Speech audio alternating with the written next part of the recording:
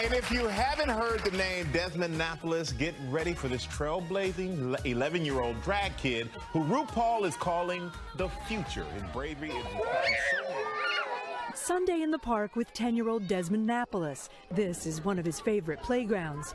Desmond is amazing! And this is the other. You've done lots of interviews lately. Yeah. How come? I don't know. I guess it's because I'm so famous and such an inspiration to so many people. An inspiration to so many people. You've heard of drag queens. Well, Desmond is a self-described drag kid. When this Brooklyn fifth grader isn't in school, he's doing photo shoots and runway shows. He's already been profiled in Vogue and even has his own drag name. Desmond is amazing. You're pretty good at walking the runway. Definitely. Why do you think you're so good at it? Natural born talent.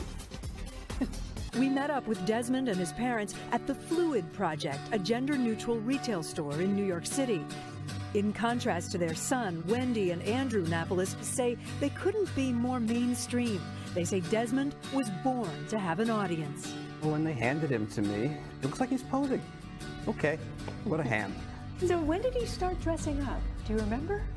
As soon as he could grab things. When Desmond was a toddler, Wendy says he'd sit in her lap as she'd watch the show RuPaul's Drag Race about adult drag queens, and he was mesmerized. What made you go, ooh, I want to do that? I think it was how beautiful they were and how amazing they looked. So I was like, I want to look amazing too. Yes, he's only 10, but Desmond says he knows exactly who he is and is very open about it. Desmond, are you transgender? No. Do you identify as gay, though? Uh-huh. Yeah. When did you come out? Ever since I was born.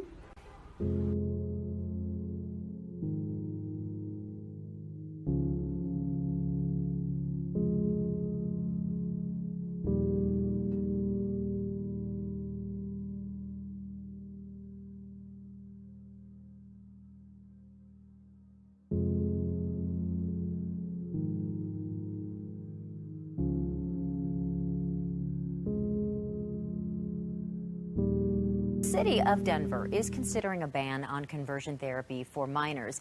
Those therapies allege they can change sexual orientation. Now, for Mayor Hancock, it is a very personal issue. Our Tori Mason is live at the City County building to explain why Denver is tackling this issue. Hi, Tori.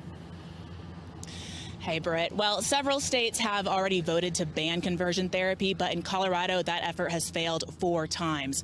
Mayor Hancock wants the LGBTQ community to know that Denver supports them and celebrates who they are. The mayor says banning conversion therapy will protect minors from the discredited and often dangerous practice used to change sexual orientation. According to the APA, it can lead to depression, anxiety, and self-destructive behavior. Council members say they've received positive feedback from the community about banning the practice, many people wondering how it's still legal. However, some believe it's not up to the city to decide what's best for other people's children. But I feel that people should have a choice. I don't think that this should be a law, that it's mandated that conversion therapy is against the law. That's taking away the parents' rights.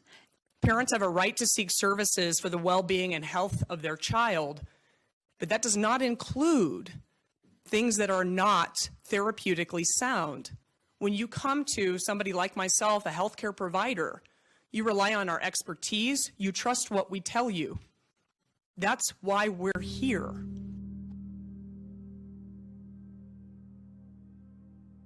Well, happening right now, the Colorado Department of Health is considering a big change to state birth certificates. The change comes after years of debate by lawmakers and a civil lawsuit filed by a 13-year-old who wanted to change his gender. Denver 7's Megan Lopez is joining live. And Megan, what happened here? Did they pass it? They just passed it within the last 5 minutes, Mitch. I actually just ran out of that meeting itself. So this state board of health did something that Colorado lawmakers for years could not seem to agree on, and that's go ahead and change the way that you can designate yourself on a birth certificate in 2 ways. So here's an explainer of how that's going to work.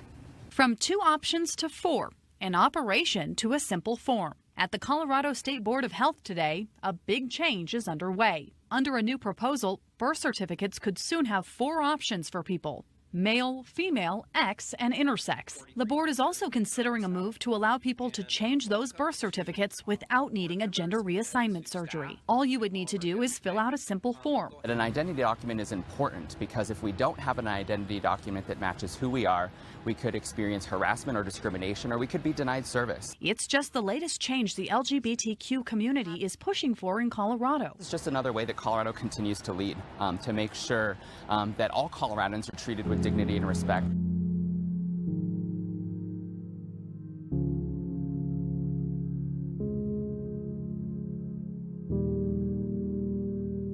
In New York, a bill in the House gives people the right to bypass gender altogether and simply label themselves X on their birth certificate. Democratic Mayor Bill de Blasio says the change will allow transgender and non-gender conforming New Yorkers to live with the dignity and respect they deserve. Why are we legitimizing on birth certificates something that is a mental disorder, something that causes you, makes you 20 times more likely to commit suicide? Dr. McHugh, who is the distinguished professor of psychiatry at Johns Hopkins University, who hasn't yet drunk the progressive PC Kool-Aid, maintains that this gender dysphoria, this desire to mutilate yourself, to amputee yourself because you don't feel like you are the biological sex that you really are, is a mental disorder. Now comes a shocking trend: parents raising so-called babies instead of babies. Babies are supposedly genderless kids who are addressed as they or them, rather than he or she, giving them the option to choose their own gender. Elizabeth Johnston, also known as the activist mommy, describes this push as the latest effort by LGBT activists to normalize gender confusion. There's been an agenda underfoot for years to erase gender distinctions, to confuse the clear distinction that our Creator has given us between man and woman. Johnston says the LGBT community actively targets children through various projects.